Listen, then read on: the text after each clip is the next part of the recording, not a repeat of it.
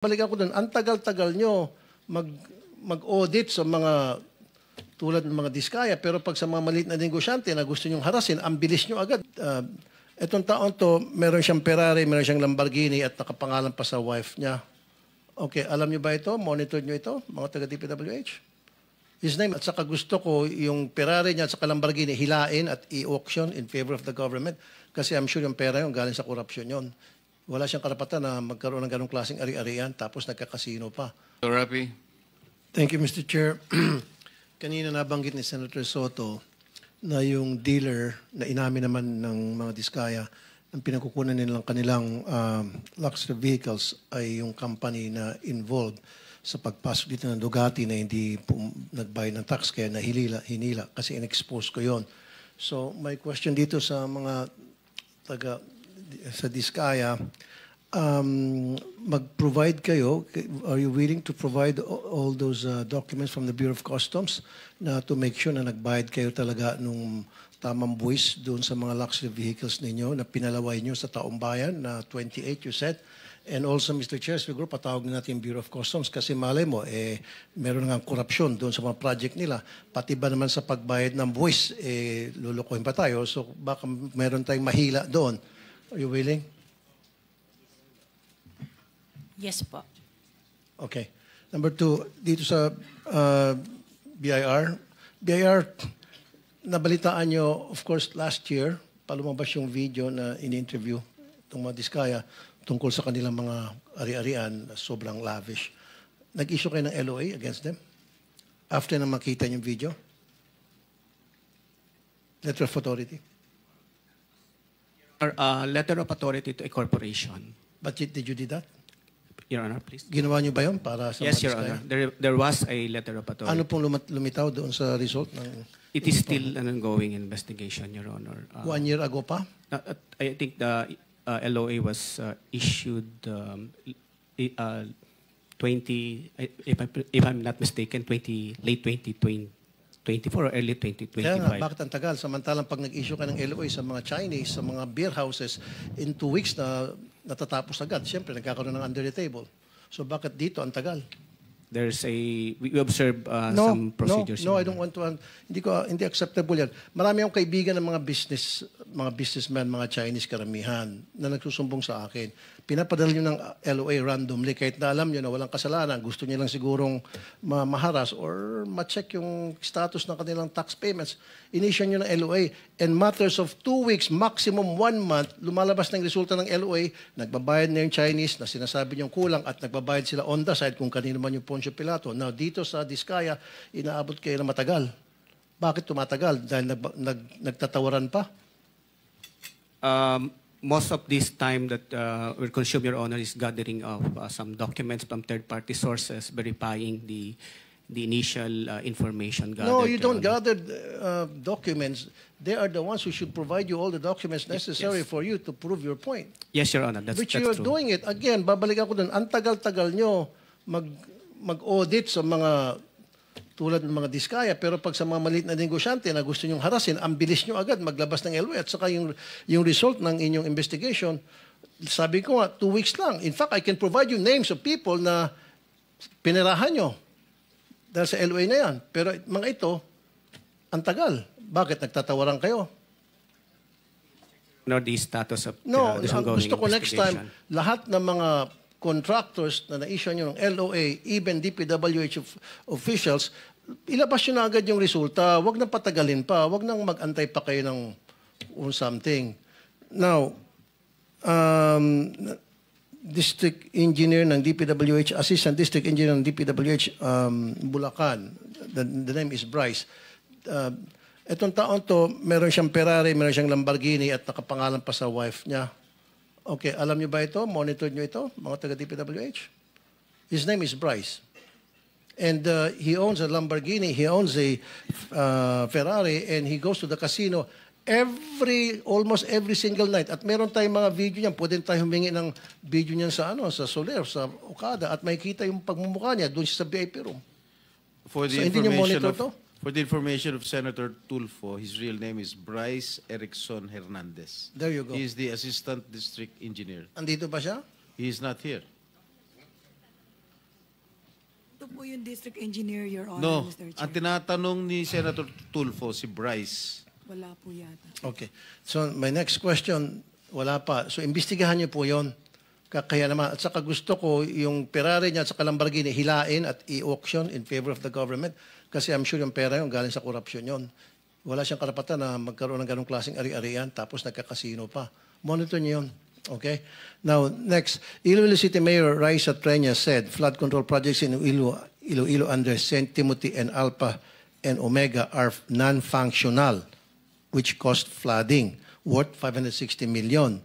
So, naka-recover na ba dito tayo in terms of warranty? DPWH?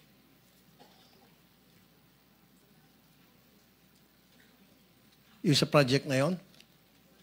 Wala po akong idea, Mr. Chair, Your Honor. Well, dapat magkaroon kayo ng idea by now. Alam niyo naman po, magkakaroon tayo ng hearing ganito. Dapat inimbestigan niyo lahat ng mga project na questionable. Ito, lumabas sa media to, na-question ni Mayor Treñas.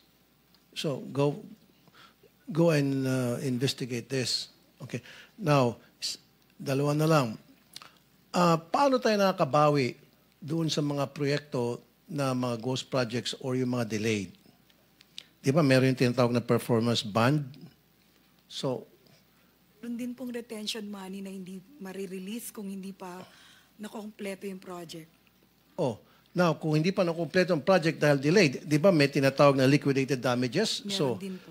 Magkano na po nasingil doon sa mga liquidated damages and give me a list of those projects na matagal ng delayed o yung iba pa ghost na dapat yan 1/10 of 1% per day.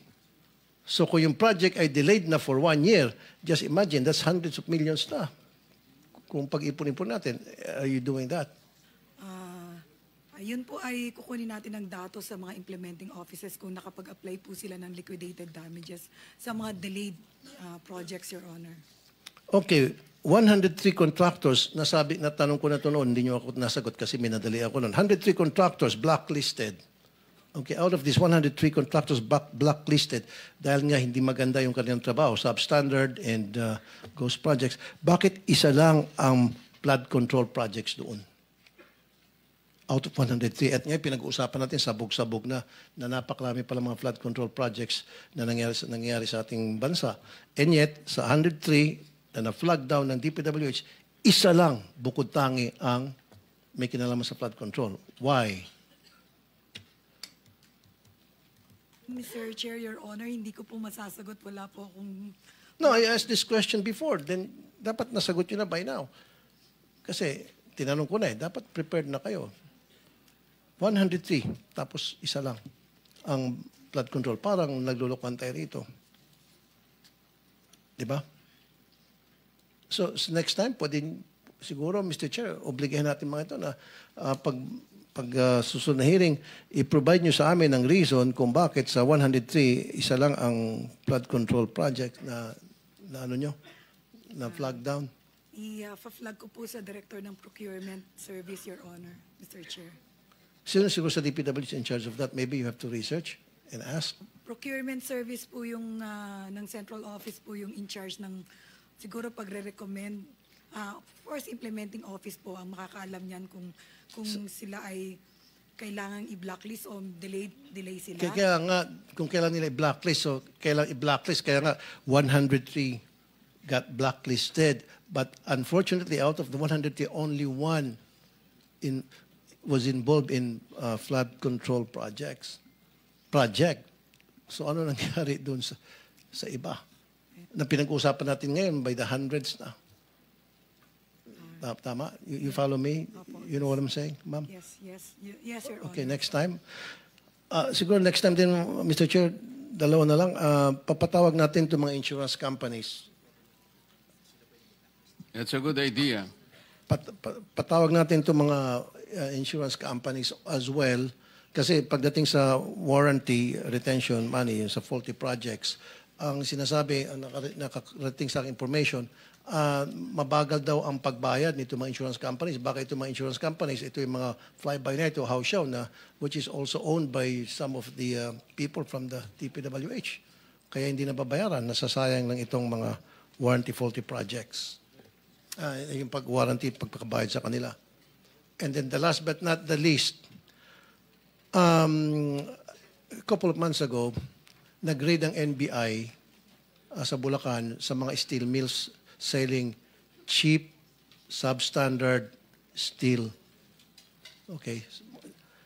Senator Rapi, the insurance commissioner, I think, is present. Is there, nandiyan ba Insurance Commission? So bakit yun ang reklamo, Mr. What's your name, sir? Regalado, sir.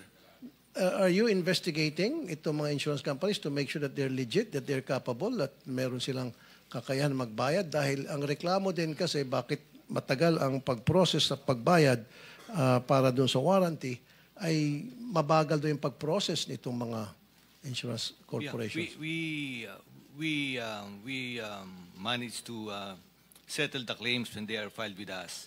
But ganito lang ho yung proseso natin. Insurance companies are sureties. No? They only cover about 30% of the project. And then ang bawat risk po nila ay hanggang 250 million.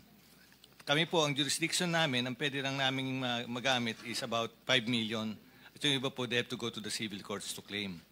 Ang punto po dito is kung hindi makolekta sa mga kontraktor, pwede hong dumiretso ang DPWH sa amin para tulungan sila because these are all callable on demand. Yung po ang ating GPPB at Okay, meron naman pumunta taga DPWH para doon sa proseso na sabi ninyo? The last time I checked, wala po kaming Wala. natatanggap. Bakit wala? Ang dami mga projects na dapat kailangan mabayaran dahil under warranty, dahil palpak. And yet, sabi niyo walang pumupunta. Yeah, wala po. At sinasabi ng DPWH, mabagal daw kasi magbayad yung insurance companies. And yet, DPWH doesn't come to you para ilapit. Wala po ang DPWH. Usually ho, it's settled between the DPWH and the contractors. So DPWH, paki-check ba't hindi lumalapit sa insurance company? Yes, Your Honor. Okay, and last, yung mga cheap steel mills na ito'y paboritong puntahan ng mga loko-loko mga contractors. Alam niyo to, tumatawa kayo ng ulo, especially dyan sa Bulacan, marami yan. Nag-raid na nga yung NBI niyan. Unfortunately, yung ginawa nilang raid, hausyaw lang. Matapos nilang raid, humingi lang ng pera, and then umalis na. Ito ang nakakatakot dahil, Mr. Chair, especially mga earthquakes, di ba, pina-expect natin na pwede mangyari anytime. Pati sa mga kalsada rin, ito yung mga galing China, na mga, in fact, ba na ito sa China, ito mga steel products. Alam niyo po ito, bakit hindi niyo po ito pinagre-raid? O bakit hindi niyo po ito pinapapasara? At patuloy pa rin po kayong nagiging parokyano ng mga steel mills na ito. Siguro, sir, may tatanong ko yan sa aking mga kasamaan na nasa distrito, yung sinasabi niyong Bulacan District, o kaya sa regional director po ng Region 3 na nakakasakop nun. Dahil ngayon ko lang po din narinig yung NBI na ni-raid, na nag-raid or something. Ngayon ko lang po narinig. So, ibig sabihin, NBI hindi gumawa ng coordination sa inyo to inform you na, hey, marami mga steel mills sa buong bansa, kasama din yung Bulacan, i-raid namin dahil ito ay bilihan ng mga kontraktor ng DPWH na mga substandard materials. Sa opisina ko po, walang nagko-coordinate. Baka po sa opisina ni former Secretary Bonoan. Siguro, Mr. Chair, next time, invite din natin DPWH saka DTI. I mean yung DTI and NBI. Yes, I think we will do that. Thank you. That's all, Mr. Chair. Are you done? I walk the talk, so 5 minutes before this, tapos na. Actually, Yusek, hindi mo sinagot yung isang napaka-importanting tanong niya. It's about the performance bonds, security bonds. Kasi dapat, halimbawa, ghost project talaga o defective yan, talagang wala na. Hindi ba, you will need to terminate the contract and declare a default para makakolekta kayo sa insurance company. Tama po, sir? Yes, Mr. Chairman. Callable yung ano ninyo eh. Kasi Yes. kung hindi naman kayo magde-declare at hindi nyo terminate ang contract, mahihirapan lang sila. And everybody will go to court. Matagal po yun eh. At saka yung sinasabi ni Senator Rapi, yung nag-raid kasi mali yung ni-raid niya sa Bulacan nagpunta. Alam po nyo kung nasaan yung mga substandard tsaka yung mga counterfeit na mga bakal-bakal na yan, mga reinforcing bars, nandyan sa San Simon, Pampanga.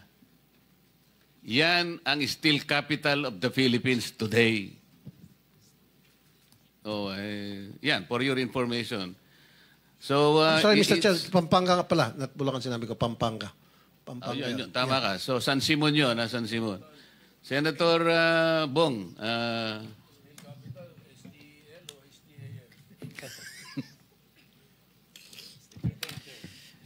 Mr. Chair, once again, by the way, nag-give up sana si Senator Robin, kaya lang kuya ka raw niya, kaya ikaw muna ay, daw. salamat, Senator.